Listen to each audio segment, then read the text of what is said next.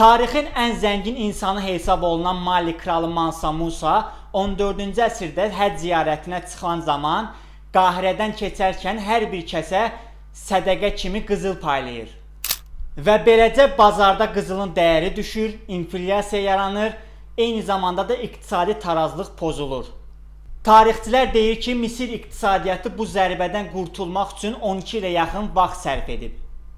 Mansa Musa milyonlarla qızıl payladı və Misir iqtisadiyyatını çökdürdü. Bəs bu bizə nəyi göstərir? Pul paylanmaqla iqtisadiyyat düzəlmir. Əksinə, bazar pozuntusu, inflyasiya və insanlar arasında tənbəllik yaradır.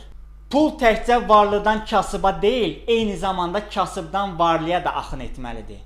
Yəni, əgər pul dəyər yaratmırsa, ancaq əldən ələ gəzirsə, nəticəsi fəlakət ola bilir. Bəs sənin bu qədər pulun olsa neyniyərdin? Sədəqə verərdin, yoxsa sərmayə qoyardın? Şərhə yaz, fikrini bildir.